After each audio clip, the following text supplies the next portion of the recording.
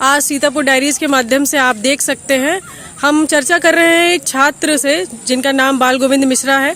आइए बात करते हैं कि हमारी भाजपा सरकार में कि कितने लोगों को, जिस तरह से सरकार ने आंकड़े बता रखे हैं कि लगभग 4.5 लाख लोगों को उन्होंने रोजगार दिया है। आपका क्या राय है इस पे और आप क्या कहना चाहेंगे कि भाजपा सरकार ने कितने लोगों को रोजगार दिया है और रोजगार में किस तरह से वृद्धि हुई है? सबसे पहले तो मैम मैं सीधा स्पष्ट बात ये बोलना चाहूँगा, पूर्व पश्चिम उत्तर दक्षिण, पूर्व पश्चिम उत्तर दक्षिण शोर है चारों ओर।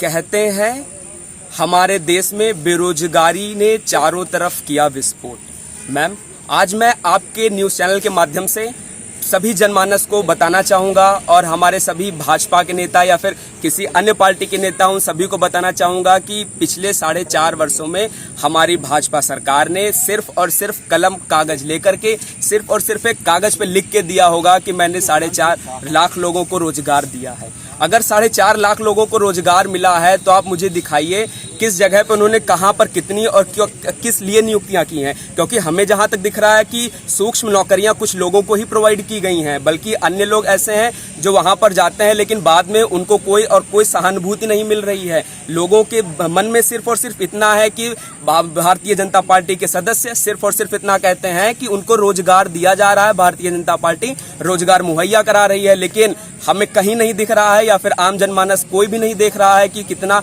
अधिक में रोजगार प्रोवाइड किया जा रहा है। आज हमारे साथ के ही छात्र कहने को तैयार हैं कि उनको रोजगार नहीं मिल रहा है।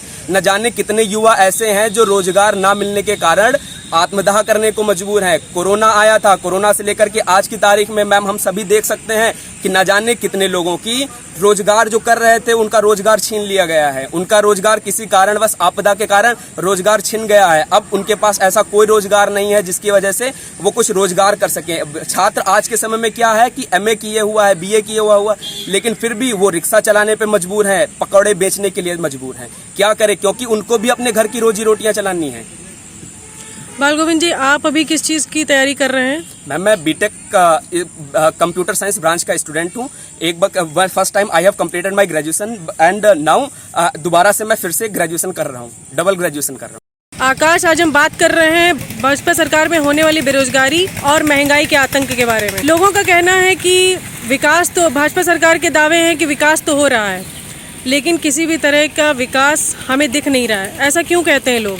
और पिछले सालों में जितने भी प्रकार के आपके एग्ज़ाम हुए, आप खुद एक छात्र हैं, आने वाले टाइम में जितने भी फॉर्म्स निकलते हैं आप फिल करते होंगे और उसकी प्रक्रिया दिन पर दिन लंबी होती जा रही है। जैसे टेट था, अब उसके बाद सुपर टेट भी आ गया। लोग कहीं ना कहीं रह जाते हैं। इस तरह से बेरोजगारी दिन पर दिन बढ़ती जा रही है। क्या लगता है आपको और आने वाली सरकार से आपकी क्या उम्मीदें हैं? देखिए, हमने इस सरकार में देखा है कि जो भर्तियों का प्रोसेस होता है उसको थोड़ा सा लंबा बनाया गया है। जैसे पहले एक साधारण सा एग्ज़ाम होता था, अब उसमें जो है इन्होंने एक पेट का एग्ज़ाम चालू कर दिया है।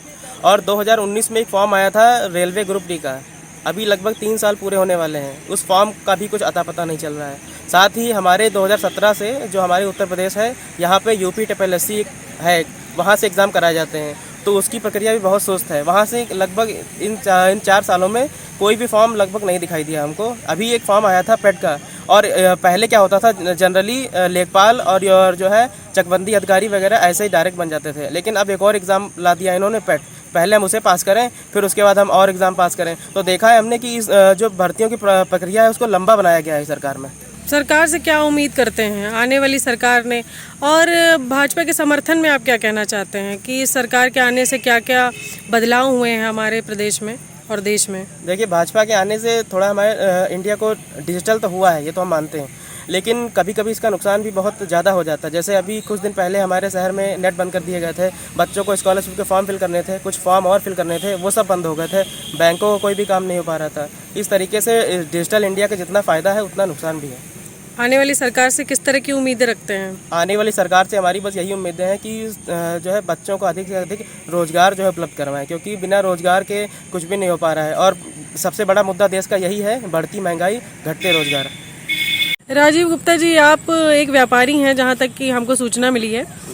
व्यापारी होने के नाते आपको क्या लगता है कि आप जो, जैसे आपकी कपड़े की दुकान है रेडीमेड की, राइट, तो क्या लगता है कि सरकार ने जिस तरह से महंगाई पे मार कर रखी है, महंगाई बढ़ी हुई है, तो उस तरह से व्यापार कितना आगे बढ़ा है? व्यापार ठप हो गया है कि व्यापार में वृद्धि होती जा रही है, क्या कहना चाहेंगे इस बारे में? व्यापार दिन पर दिन घटता ही जा रहा है और कई कारणों से घटता जा रहा है। एक तो बेरोजगारी है, लोगों के पास पैसा नहीं है। जब पैसा नहीं तो आदमी खरीदारी क्या करेगा।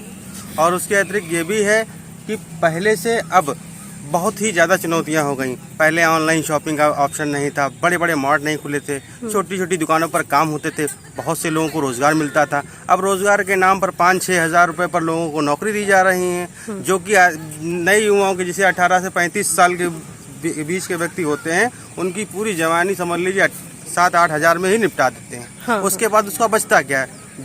बचपना चला गया 17-18 साल के बाद में, 35 साल के बाद में अधेड़ उम्र के व्यक्ति वो क्या कर पाएगा?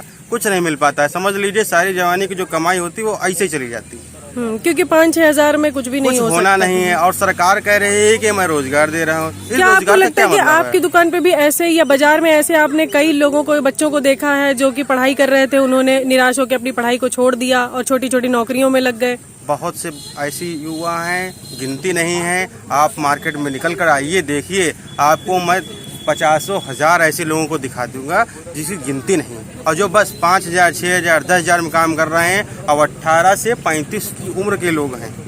ये बेरोजगारी का आलम है इस समय। जैसे पहले हमारे हिंदू धर्म में नवरात्र होती थी तो बहुत सारे लोग घर से निकलते थे, शॉपिंग करते थे, बाजार में उस तरह की रौनक होती थी। क्या लगता है इस बार छोड़िए, हम तो कम से कम बता रहे हैं आपको 5-6 साल का हालचाल। निरंतर काम बेकार होता चला जा रहा है। जो रौनक थी वो एक तो महंगाई, बेरोजगारी और ऊपर से जो और भी कंपनियां हैं उस तरीके की जो पहले मिलना चाहिए था आम इंसान को फायदा, वो मिलता ही नहीं।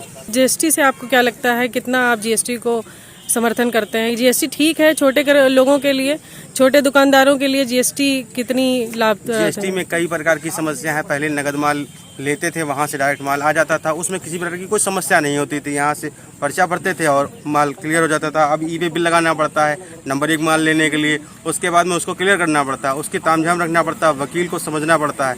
पहले ऐसा कुछ नहीं था, डायरेक्ट अपने हाथ से काम होता था और हम लोगों का पैसा बचता था। अब वो हम लोगों का नुकसान हो रहा है। तो इस वजह से कॉस्टिंग भी बढ़ रही है? जी हाँ, बिल्कुल बढ़ेगी। जब आय हम लोगों की घटेगी तो कॉस्टिंग भी बढ़ेगी और उसका फर्क भी सब में दिखाई देगा।